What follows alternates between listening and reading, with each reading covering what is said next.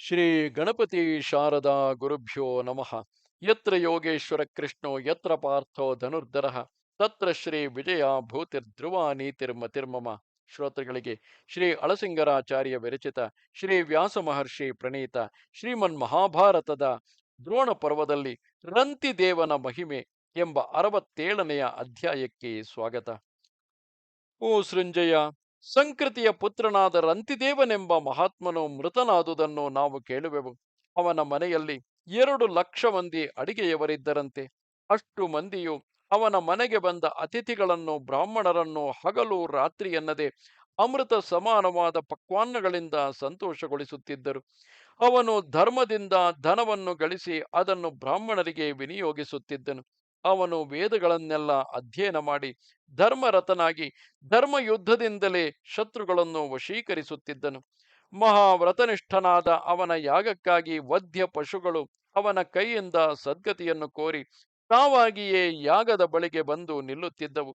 ಅವನ ಪಾಕಶಾಲೆಯಲ್ಲಿ ಸೇರಿಸಿಟ್ಟ ಚರ್ಮ ರಾಶಿಗಳಿಂದ ಹೊರಟ ಜಲವೇ ಚರ್ಮಣ್ವತಿ ಎಂಬ ಪವಿತ್ರ ನದಿಯಾಗಿ ಹೆಸರುಗೊಂಡಿತು. ಅವನು ತನ್ನ ಮಹಿಮೆಯಿಂದ ಬ್ರಾಹ್ಮಣರಿಗಾಗಿ ಚಿನ್ನದ ವರಹಗಳನ್ನು ಸಂಗ್ರಹಿಸಿಟ್ಟು ಒಬ್ಬೊಬ್ಬರನ್ನು ಕರೆದು, ಈ ವರಹಗಳು ನಿನಗೆ, ಈ ವರಹಗಳು ನಿನಗೆ, ಇವು ನಿನಗೆ ಎಂದು ಬಾರಿ ಬಾರಿಗೂ ಸಾವಿರಾರು ಸಂಖ್ಯೆಯಿಂದ ದಾನ ಮಾಡುತ್ತಿದ್ದನು. ತಿರುಗಿ ತಿರುಗಿ ಬ್ರಾಹ್ಮಣರನ್ನು ನಿರ್ಬಂಧಿಸಿ ಕರೆದು ಅವರಿಗೆ ನಾಣ್ಯಗಳನ್ನು ಕೊಡುವನು. ಕೋಟಿ ವರಹಗಳನ್ನು ಸಾವಿರಾರು ಜನರಿಗೆ ದಾನ ಮಾಡಿದ ಮೇಲೆಯೂ ನಾನು ಕೊಟ್ಟುದು ಬಹು ಸ್ವಲ್ಪವೇ ಎಂದು ದಿನವೆಲ್ಲ ಕೊರಗುವನು. ಸ್ವಲ್ಪ ಹೊತ್ತು ಅರ್ಥಿಗಳಾದ ಬ್ರಾಹ್ಮಣರನ್ನು ಕಾಣದಿದ್ದರೆ ಬ್ರಾಹ್ಮಣರೆಲ್ಲಿ ಎಂದು ಕೂಗುವನು. ನನ್ನ ಮುಂದೆ ದಾನಕ್ಕಾಗಿ ನೀಡಿದ ಬ್ರಾಹ್ಮಣರ ಕೈಯನ್ನು ಕಾಣದಿದ್ದರೆ ನನಗೆ ಮಹತ್ತಾದ ದುಃಖವು ನಿರಂತರವಾಗಿ ಬಾಧಿಸುವುದು ಎಂದು ಹೇಳುತ್ತಾ ಬ್ರಾಹ್ಮಣರನ್ನು ಕರೆಸಿ ಕರೆಸಿ ಬೇಕಾದಷ್ಟು ಧನಗಳನ್ನು ಕೊಡುವನು. ತುಂಬಾ ಹಾಲು ಕೊಡುವ ಹಸುಗಳೊಡಗೂಡಿದ ಸುವರ್ಣಾಲಂಕೃತಗಳಾದ ವೃಷಭಗಳನ್ನು ಸಾವಿರಾರು ಸಂಖ್ಯೆಯಿಂದ ದಾನ ಮಾಡುವನು. ಓ ಸೃಂಜಯ, 108 ನಾಣ್ಯಗಳನ್ನು ಒಂದು ನಿಷ್ಕವೆಂದು ಹೇಳುವರು.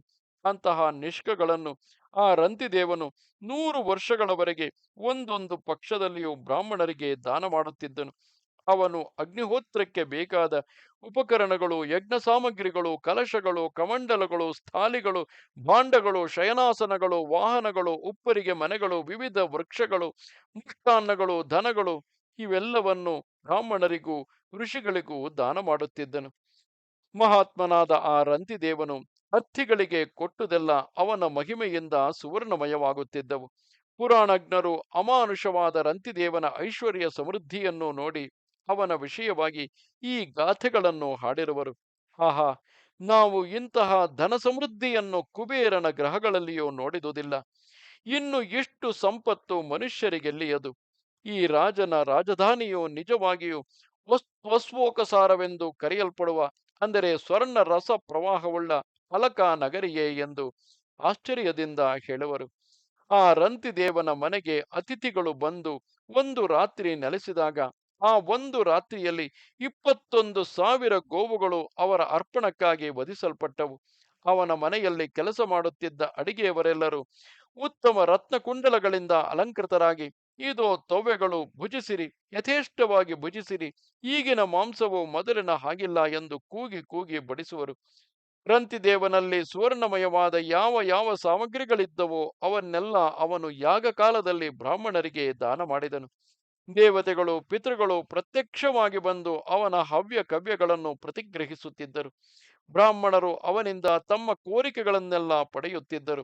ಜ್ಞಾನ ವೈರಾಗ್ಯಾದಿ ಗುಣಗಳಲ್ಲಿ ನಿನಗಿಂತಲೂ ಎಷ್ಟೋ ಮೇಲಾಗಿ ನಿನ್ನ ಮಗನಿಗಿಂತಲೂ ಅಧಿಕ ಪುಣ್ಯಶಾಲಿ ಎನಿಸಿಕೊಂಡ ಆ ರಂತಿದೇವನೇ ಮೃತನಾದನು ಎಂದ ಮೇಲೆ ಒಂದು ಯಾಗವನ್ನು ಮಾಡದೆ, ದಕ್ಷಿಣೆಯನ್ನು ಕೊಡದೆ, ಬಾಲ್ಯದಲ್ಲಿಯೇ ಮೃತನಾದ ನಿನ್ನ ಮಗನಿಗಾಗಿ ನೀನು ದುಃಖಿಸುವುದೇಕೆ ಎಂದನು.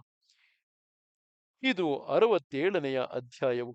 ನಮಸ್ತೆ ಶಾರದೆ ದೇವಿ, ಕಾಶ್ಮೀರ ಪುರವಾಸಿನಿ, ತ್ವಾಮಹಂ ಪ್ರಾರ್ಥೆಯೇ ನಿತ್ಯಂ, ವಿದ್ಯಾದಾನಂಚ ದೇಹಿಮೆ. ನಮಸ್ಕಾರ.